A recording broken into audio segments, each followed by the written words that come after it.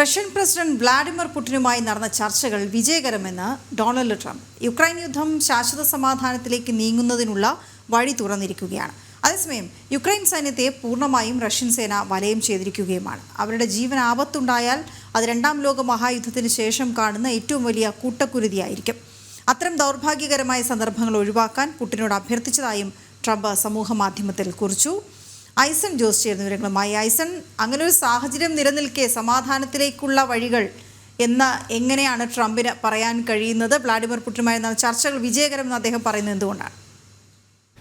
വീണ, തീർച്ചയായും പുടിനുമായി നടന്ന ചർച്ചകൾ വിജയകരമെന്ന് അദ്ദേഹം സൂചിപ്പിക്കുന്നത് ഈ വെടിനിർത്തൽ ധാരണയെ തത്വത്തിൽ അംഗീകരിക്കാമെന്ന നിലപാട് നേരത്തെ തന്നെ കഴിഞ്ഞ ദിവസം തന്നെ വാർത്തകളിൽ ഇടം പിടിച്ചിരുന്നൊരു വസ്തുതയാണ്. പുടിൻ്റെ ഒരു സന്ദർശനത്തിന് ശേഷം സ്റ്റീവ് വിറ്റ്കോഫ് റഷ്യ സന്ദർശിച്ചതിന് ശേഷം പുടിനുമായുള്ള കൂടിക്കാഴ്ചയ്ക്ക് ശേഷം അദ്ദേഹം തന്നെ വ്യക്തമാക്കിയത്, വാർത്താമാധ്യമങ്ങളിലെല്ലാം തന്നെ അത് വളരെ കൃത്യമായി അദ്ദേഹത്തിൻ്റെ വാക്കുകൾ വന്നതുമാണ്. അത് അദ്ദേഹം പറഞ്ഞത് ഈ വെടിനിർത്തൽ സാങ്കേതികമായി അല്ലെങ്കിൽ ഒരു ഇൻ പ്രിൻസിപ്പിൾ അല്ലെങ്കിൽ തത്വത്തിൽ അംഗീകരിക്കാൻ തയ്യാറാണ് എന്ന നിലപാടാണ്. തത്വത്തിൽ അംഗീകരിക്കുക എന്ന് പറയുമ്പോൾ വെടിനിർത്തലിലേക്കുള്ള ഒരു അനുകൂല നിലപാട് റഷ്യയുടെ ഭാഗത്തു നിന്നുണ്ടാകുന്നു. പക്ഷേ മറ്റു പ്രശ്നങ്ങളെല്ലാം തന്നെ പരിഹരിക്കണമെന്നൊരു കണ്ടീഷൻ, ഉപാധികളോടെയാണ് ഈ നിലപാട് അദ്ദേഹം വ്യക്തമാക്കുകയും ചെയ്തത്. അതുകൊണ്ട് തന്നെ ഈ ഉപാധികളോടെ ഈ നിലപാട് വ്യക്തമാക്കുമ്പോൾ നമുക്കറിയാവുന്നതാണ്, കർസ് റീജിയനിലെല്ലാം തന്നെ യുക്രൈൻ്റെ കൈവശമുണ്ടായിരുന്ന പ്രദേശങ്ങൾ തിരിച്ചുപിടിക്കുന്നത് ഉൾപ്പെടെയുള്ള മിലിറ്ററി നീക്കങ്ങളെല്ലാം തന്നെ റഷ്യയുടെ ഭാഗത്തു നിന്ന് അനുബന്ധമായി ഉണ്ടാകുന്നുണ്ട്.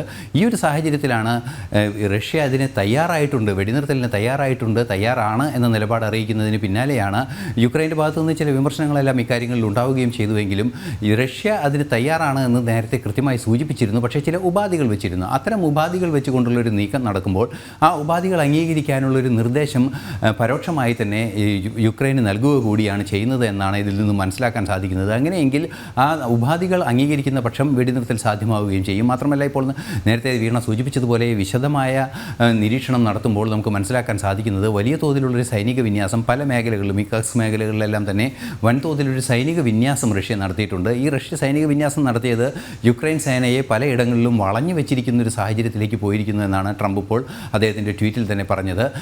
അദ്ദേഹം ട്രൂത്തിൽ, സ്വന്തം സമൂഹ മാധ്യമമായ ട്രൂത്തിൽ നൽകിയ ഒരു സ്റ്റേറ്റ്മെൻറ്റിൽ പറയുന്നത്, അത്തരത്തിലൊരു സാഹചര്യം നിലനിൽക്കുമ്പോൾ അത് ആക്രമണങ്ങളിലേക്ക് നീങ്ങുകയാണെങ്കിൽ, എന്തെങ്കിലും പ്രകോപനപരമായ ഒരു സാഹചര്യം ഉണ്ടാവുകയാണെങ്കിൽ വൻതോതിലുള്ള ഒരു ആക്രമണത്തിലേക്ക് നീങ്ങുകയും നേരത്തെ സൂചിപ്പിച്ചതുപോലെ രണ്ടാം ലോക മഹായുദ്ധത്തിന് ശേഷം നടക്കുന്ന ഏറ്റവും വലിയൊരു കൂട്ടക്കുരുതിയായത് മാറുകയും ചെയ്യുമെന്ന ഒരു നിലപാടാണ് ട്രംപ് സമൂഹ മാധ്യമത്തിൽ കുറിച്ചിരിക്കുന്നത്.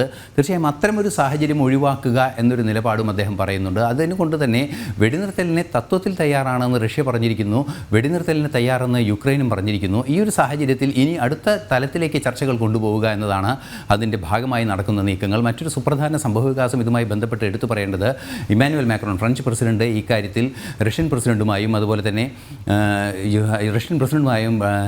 ബ്രിട്ടീഷ് പ്രധാനമന്ത്രി കെയർ സ്റ്റാമറുമായും ഈ കാര്യം ഫോണിൽ സംസാരിക്കുകയും വീഡിയോ കോളിൽ സംസാരിക്കുകയും ചെയ്തു എന്ന് അദ്ദേഹം പറയുന്നുണ്ട്.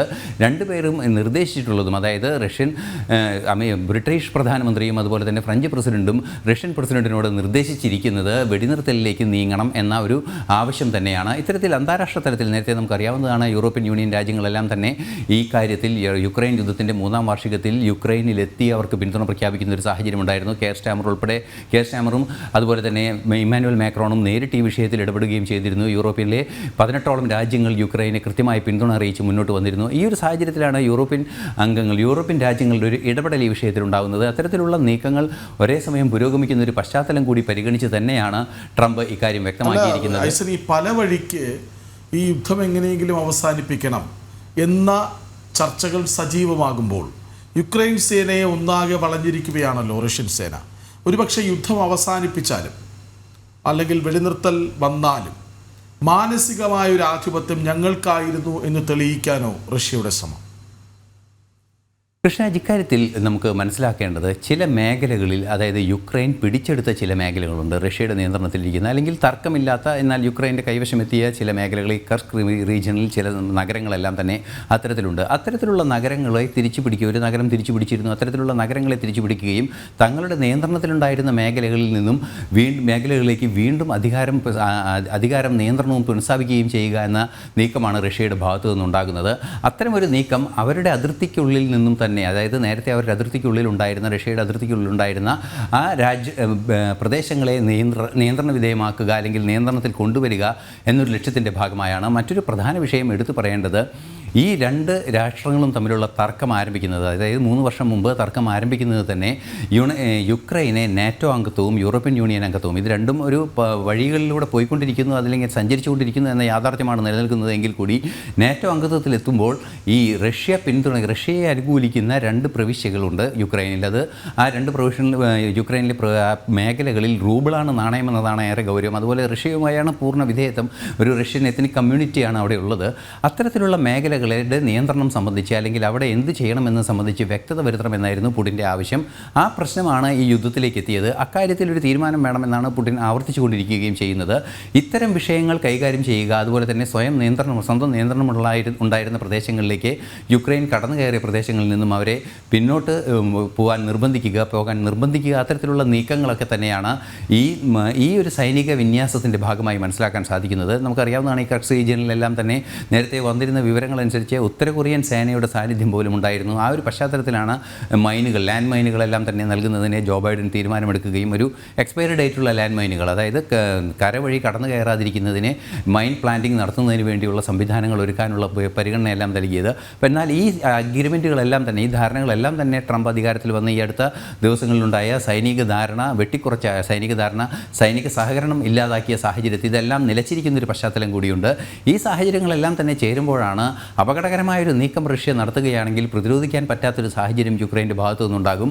മാത്രമല്ല റഷ്യയുടെ വ്യോമസേനയും അതുപോലെ തന്നെ സംവിധാനങ്ങളെല്ലാം തന്നെ അതിശക്തമായി യുക്രൈനെ ആക്രമിക്കുകയാണെങ്കിൽ വലിയ പ്രശ്നങ്ങൾ ഉണ്ടാകാനുള്ളൊരു സാധ്യതയുണ്ട്. ഈ ഒരു പശ്ചാത്തലത്തിലാണ് ഒരു സംഘർഷ സാധ്യത, അതായത് മുന്നിട്ട് നിൽക്കുന്ന അല്ലെങ്കിൽ ഈ 2 സൈന്യങ്ങളും 2 സൈനിക വിഭാഗങ്ങളും നേർക്കുനേർ വരുന്നൊരു സാഹചര്യം പരമാവധി ഒഴിവാക്കുക എന്നൊരു അനിവാര്യത കൂടിയുണ്ട് എന്നതിൻ്റെ തിരിച്ചറിവ് കൂടിയാണ് ട്രംപ് ഇക്കാര്യത്തിൽ വ്യക്തമാക്കിയിരിക്കുന്നത്. ഇത്തരത്തിൽ വലയം ചെയ്തിരിക്കുന്ന സേനകളെ പിൻവലിക്കേണ്ടതുണ്ട് എന്ന് പ്രത്യക്ഷമായി പറഞ്ഞില്ലെങ്കിലും കൃത്യമായ സൂചന തന്നെയാണ് ട്രംപ് അതുകൊണ്ട് നൽകുകയും ചെയ്യുന്നത്.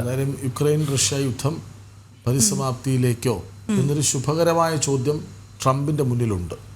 അതിനി പുടിൻ, സെലൻസ്കി ഈ 2 പേർ ചേർന്ന് കൂടി തീരുമാനിക്കണം. എവിടെ യുക്രൈൻ സേനയെ വളഞ്ഞിട്ടുണ്ട് റഷ്യൻ സേന, അതായത് അത് വലിയൊരു അപകടത്തിന്റെ സൂചനയുമാണ്. പക്ഷെ മറുവശത്ത് ട്രംപ് ശ്രമിക്കുന്നുണ്ട്. കൂടിക്കാഴ്ചകളിൽ തീരുമാനം പലതും വരുന്നുണ്ട്, പക്ഷെ അത് പ്രാവർത്തികമാക്കണം.